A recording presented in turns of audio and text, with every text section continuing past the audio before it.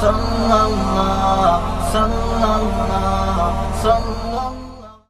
ایک خاتون کا فون آیا، وہ کہنے لگی میں حضرت مولانا طاری جمیل صاحب کے بیانات سنتی ہوں اور 4 سال سے ان کے یہی بیان ہے کہ صبر کرو صبر کرو، جوڑ جوڑ، صبر کرو جوڑ۔ اچھا وہ پہلے پورا میں آپ کو سناتا ہوں، پھر آپ کو مزہ آئے گا اس میں۔ خاتون کا فون آیا، وہ مجھے مولانا طاری جمیل صاحب سمجھ رہی تھیں، مجھے سمجھ رہی تھی کہ میں نام ملتے ہیں، ابھی 2-4 دن پہلے کی بات۔ آج کل ویسے ہی فون میں کم ہی اٹھا رہا ہوں، میں نے کہا چلو اٹھا لو، تو مجھے کیا پتا تھا، ایک دم برسنا شروع ہو گئی۔ کہہ رہی ہے میں 4 سال سے آپ کے بیانات سن رہی ہوں، میرا گھر تباہ ہو گیا، میرا گھر اجڑ گیا، میرے برباد ہو گئی، میں یوں ہو گیا۔ تو میں نے کہا بیٹا یہ ان کا میاں کہیں دوسری شادی کر رہا ہوگا، اپنے آپ سے میں کہہ رہا ہوں، اپنے آپ کو بھی بیٹا کہہ سکتا ہے انسان، سمجھانے کے لیے نا کہ تو یہ بیٹا باپ کی بات زیادہ سنتا ہے۔ تو جو ہے میں اپنے آپ سے کہہ رہا ہوں بیٹا یہ کہیں شادیوں وادیوں کے بیان ان کے میاں نے سن لیے ہیں، اب وہ ہر وقت گھر میں شادی کی رٹ لگا کے رکھی ہوگی انہوں نے، تو اب یہ مسئلہ چل رہا ہوگا پھڈا اس وجہ سے ہو رہا ہے۔ تو انہوں نے ٹھیک ٹھاک سنائی، میرا بیڑا غرق کر دیا، مجھے تباہ کر دیا، میں کب سے آپ کو کتنے دنوں سے نمبر تلاش کر رہی تھی۔ میں نے کہا سن لو بیچاری دکھی ہے، تسلی سے اپنی بھڑاس نکالنے دو، پھر میں آرام سے پوچھوں گا ہوا کیا۔ پوری بھڑاس انہوں نے نکالی، تو میں نے کہا وہ آپ کے میاں نے میرے شادیوں پہ بیانات سنے ہوں گے، اس وجہ سے آپ کہہ رہی ہیں نہیں شادیوں وادیوں پہ تو نہیں، وہ تو کرتے رہیں، مجھے اس سے کوئی وہ نہیں ہے۔ میں نے کہا پھر کہہ رہے آپ ہمیشہ جوڑ کی بات کرتے ہیں، برداشت کی بات کرتے ہیں، جوڑ برداشت، تو اس جوڑ اور برداشت کی وجہ سے میرا میاں اور میرا سسرال مجھ پہ حاوی ہو گیا۔ میں برداشت کر کے ساس، جو پورے الفاظ تو میں ان کے نہیں بیان کر رہا، اس کو یعنی ظاہر اب الفاظ تو مجھے پورے یاد نہیں ہوں گے نا، جو ان کے جذبات اور ان کے الفاظ وہ اپنی بالمعنی روایت کر رہا ہوں کہ وہ میں برداشت کر کے بھئی اگنور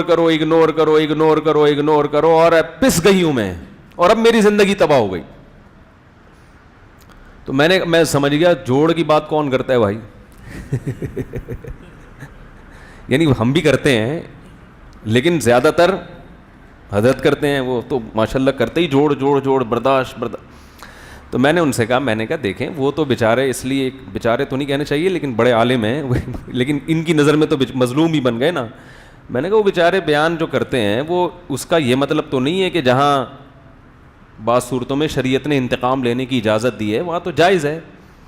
تو میں نے کہا کہ وہ اس کا یہ مطلب نہیں ہے جو آپ سمجھ رہی ہیں۔ اب وہ کیا مطلب ہے وہ میں نے کہا کسی وقت بتا دیں گے، فی الحال میں آپ سے کہہ رہا ہوں کہ آپشن بی بھی ہے،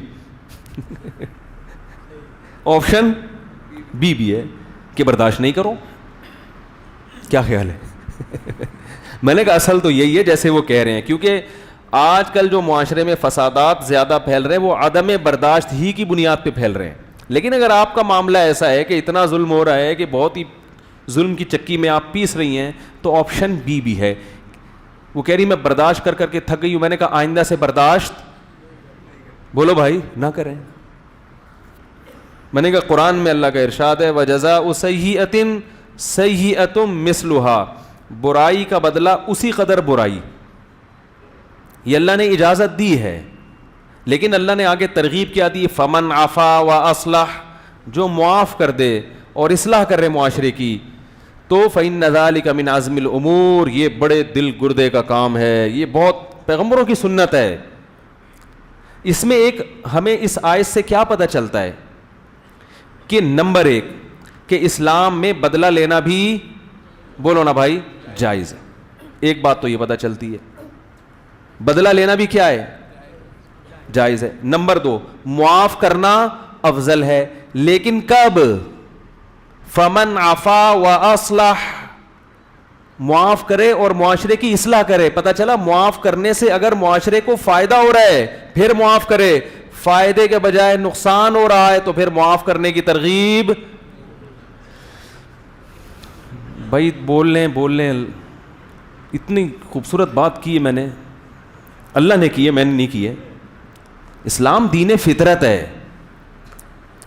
بعض دفعہ معاف کرنے سے فائدے کے بجائے کیا ہو رہا ہوتا ہے؟ نقصان ہو رہا ہوتا ہے۔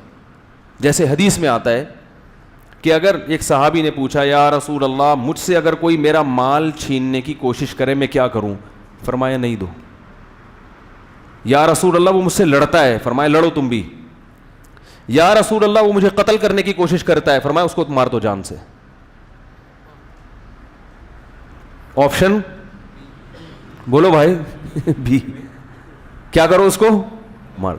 پھر نبی نے ترغیب دی، فرمایا اس نے تمہیں اس لڑائی کے دوران قتل کر دیا تو تم شہید ہو، تم نے قتل کر دیا تو وہ جہنم میں. شہادت کا مرتبہ مل رہا ہے کس پہ؟ پھڈا کرنے پر. کیوں؟ یہاں معاف کرنا بھی جائز ہے. کئی ڈاکو چھیننے کے لیے آئے تو ضروری نہیں ہے کہ آپ لڑ کے جان ہی دے دیں اپنی، ضروری نہیں ہے. لیکن ترغیب کس کی دی جا رہی ہے؟ کہ لڑو اپنے حق کے لیے. کیوں؟ یہاں معاف کرنے میں اصلاح نہیں ہے، لڑنے میں اصلاح ہے. تم نے چھوڑ دیا، وہ آیا اور ایک دو پنچ لگائے اور مکہ بھی مارا اس نے اور بندوق بھی ہے اس کے پاس. قتل کرنا جب جائز ہے جب بندوق سے آپ پر یعنی اسلحہ دکھا کے آپ سے لڑ رہا ہو. ویسے اگر مکے بازی ہے پھر قتل کرنا جائز نہیں ہے کسی کو. بھائی اصل آپ کو پتا ہے نا کہ آپ مار بھی سکتا ہے آپ کو، تو دفاع میں آپ اس کو مار سکتے ہیں. تو یہاں معاف کرنے میں اصلاح نہیں ہے، یہاں انتقام لینے میں معاشرے کی کیا ہے. کیونکہ اگر ان لوگوں کو آپ چھوڑ دو گے کل یہ کسی اور کا بٹوا چھینے گا.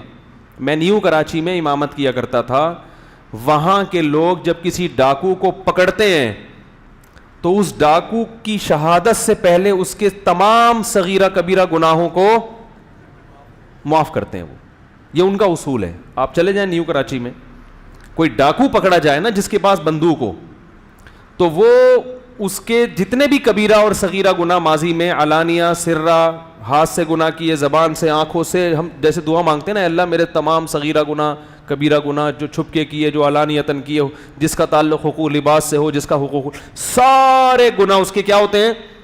کیونکہ حدیث میں آتا ہے مومن کو کانٹا بھی لگتا ہے تو اس کے گناہ معاف ہوتے ہیں. تو سوچو جب نیو کراچی والوں کی چترول لگتے ہوں گے اس کو، تو کانٹے سے جب گناہ معاف ہو رہا ہے، کیونکہ اس طرح مارتے ہیں وہ، اس طرح مارتے ہیں. میں نے وہاں خود دیکھا ہے کہ اس کو پھر مار مار کے نا، ایک موٹر سائیکل چھیننے والا ڈاکو تھا، اس کو پکڑا، ہم بھی وہیں موجود تھے. اس کو لوگوں نے مار مار کے پتھروں سے جو جس کے ہاتھ میں آ رہا ہے مارا اس کو. اور جب پولیس آئی ہے، تشریف لائی ہے پولیس کافی ٹائم گزرنے کے بعد، تو دیکھا کہ اس کی سانسیں چل رہی ہیں کہ نہیں چل رہی. ان کو یقین ہو گیا کہ یہ تھوڑی دیر میں اس کا انا للہ ہونے والا ہے. تو انہوں نے کہا کہ جب مکمل انا للہ ہو جائے تو ہمیں اطلاع، کیونکہ اب لے جا کے نہ ہسپتال لے جا سکتے اس کو، ٹھیک ہے نا، اور کچھ بھی ہو سکتا ہے نا. تو اب تو مار دیا. ویسے تو پولیس کوشش کرتی ہے بھائی ڈاکو کو چھڑوائے لوگوں سے تاکہ جو بھی عدالت میں کیس چلے اس کے اوپر. لیکن جب پولیس والوں نے دیکھا کہ یہ تو اب مر گیا ہے اور اب انا للہ اس کا ہونے والا ہے، تو انہوں نے کہا انا للہ ہی کو ہونے دو پورا اس کا. تو وہ نتیجہ پھر جب وہ ڈاکو کو مارا نا بہت زیادہ لوگوں نے، تو ایک صاحب میرے پاس آئے، ترس کھا رہے تھے ڈاکو پہ. کہنے لگے مفتی صاحب جمعے کا بیان کریں، بولیں لوگوں کو اللہ کا واسطہ ایسا تو نہ کریں بیچارہ. تو میں نے کہا ایسا تو نہ کرو کہ اس کو بیچارہ کہو، اس کو بیچارہ تو نہ کہو. ایک موٹر سائیکل کے چکر میں کتنے لوگوں کی زندگیاں یہ چھین چکا ہوگا، کتنی جوان عورتوں کو بیوہ کر چکا ہوگا، کتنے بچوں کو یتیم کر چکا. یہ ایک موبائل اور ایک بائک اور ایک گاڑی جو مال ہے اس سے لوگوں کی جانوں سے کھیلتے ہیں. یہ لوگ قابل ترس، ان کو معاف کرنے والا اس لائق ہے کہ اس کو چوک پہ لٹکا دیا جائے. جو ڈاکو کو پکڑ کے چھوڑ دینا، میری گورنمنٹ ہو تو میں اس کے لیے قانون بناؤں گا کہ ڈاکو تو نہیں لٹکے گا، تو پہلے لٹکے گا. تو نے چھوڑا کیوں اس کو؟ لوگوں کی زندگیوں سے کھیلنے دے رہے ہو آپ اس کو. اس قسم کے جو مجرمین ہیں قرآن ان کی معافی کی اجازت نہیں دیتا. ہاں ایک قرآن کہہ رہا ہے الا الذین تابوا من قبل ان تقدروا علیہم. کیا عجیب آیات ہیں، کیسا قرآن ہمیں گائیڈ کرتا ہے، کیسا بہترین انداز سے تربیت کرتا ہے. فرمایا وہ ڈاکو کہ گرفتار ہونے سے پہلے توبہ کر لیں. کیسے پیارے الفاظ ہیں بھائی.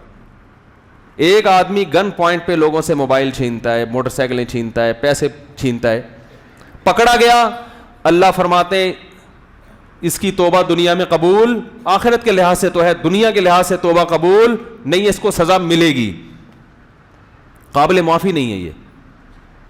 حتیٰ کہ عجیب بات آپ کو بتاؤں, جو لوگ گن پوائنٹ پہ لوگوں سے مال چھینتے ہیں, جن کو قطاع الطریق کہا جاتا ہے فقہ کی اصطلاح میں, جن کی قرآن نے سزا بیان کی ہے کہ جب یہ گرفتار ہو جائیں تو ان کو حکومت بھی معاف نہیں کر سکتی, اور جن لوگوں کا قتل کیا ہے نا انہوں نے, ان کے لواحقین بھی معاف نہیں کر سکتے.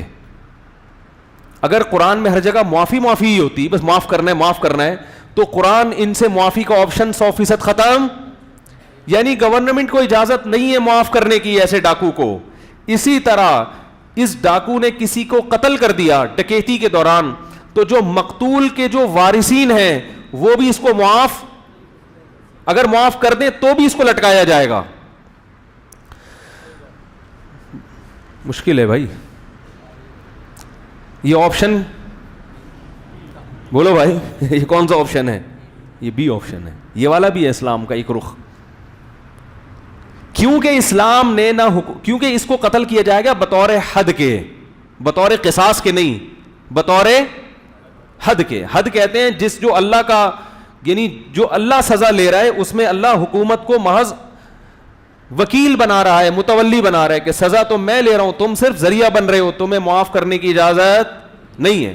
جیسے زانی کا زنا 4 گواہوں سے ثابت ہو جائے تو گورنمنٹ کو معاف کرنے کی اجازت, بولو بھائی, نہیں ہے. شادی شدہ مرد زنا کرے اور گواہوں سے عدالت میں ثابت ہو جائے تو عدالت کو معاف کرنے کی یا گورنمنٹ کو معاف کرنے کی اجازت نہیں ہے.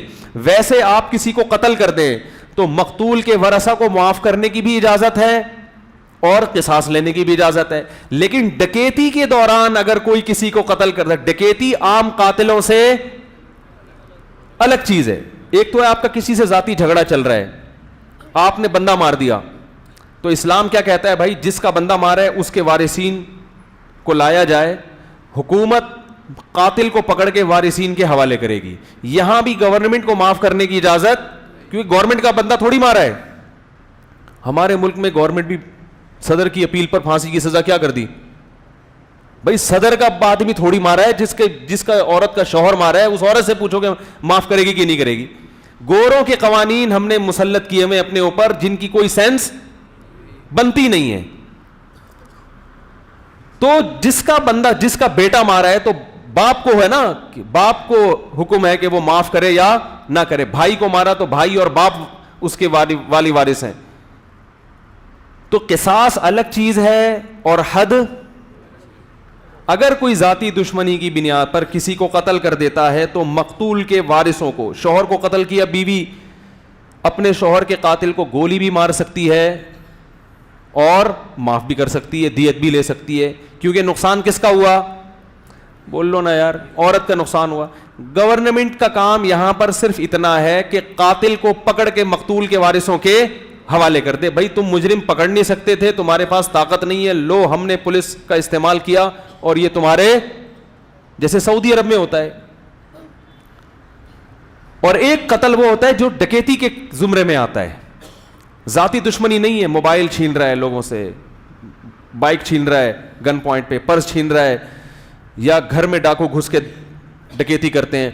تو یہ اگر کسی بندے کو قتل کریں یا نہ کریں, یہ اگر پکڑائی میں آ جائے تو پھر جن کا نقصان ہوا ہے ان کو معاف کرنے کی اجازت, بولو نا بھائی, نہیں ہے.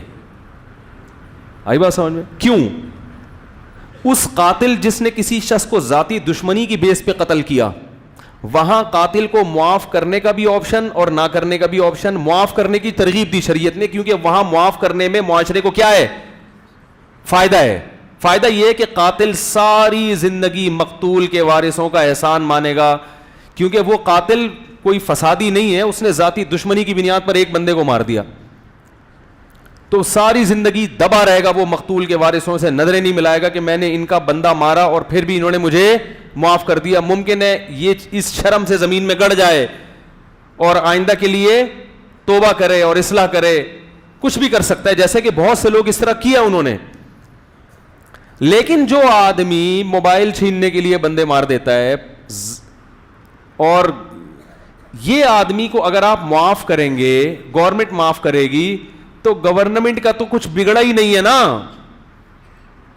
تو یہ کہے گا گورنمنٹ کا میں نے کچھ بگاڑا تھوڑی ہے, جو اس نے مجھ پہ معاف کر کے احسان کیا. احسان تو مانے گا, لیکن اس کو پتا ہے کہ حکومت کا تو کچھ جا تھوڑی رہا تھا. آپ کہہ سکتے ہیں عوام کا سرمایہ حکومت کا تو ہوتا ہے, یہ غلط ہے. حکومت کے جتنے سرمایہ اموال ہیں وہ عوام کے ہوتے ہیں, حکومت کے نہیں ہوتے.